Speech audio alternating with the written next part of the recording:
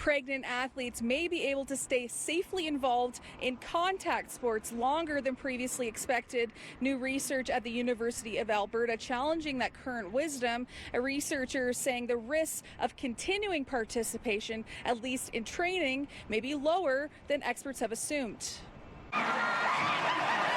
Guidelines say athletes should stop competing in contact sports at the end of the first trimester or after 12 weeks of pregnancy.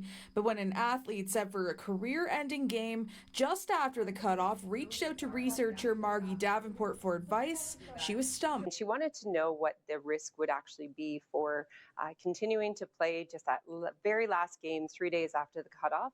And we looked into the research and we found virtually nothing. Davenport discovered some data guidelines are based on may be theoretical. They surveyed 395 athletes around the world who played sports while pregnant, mostly soccer players where there's a risk of physical contact, to see how many women reported a hard hit and a bad outcome. The primary adverse outcome that we saw was actually injury. Importantly, we did see one case of a miscarriage. However, I personally was quite shocked. I expected if you had a hard hit during pregnancy that it would not go very well. And so it was a much lower rate than we were expecting. She thinks athletes should still follow the 12-week guidelines for competing in games to be safe, at least for now.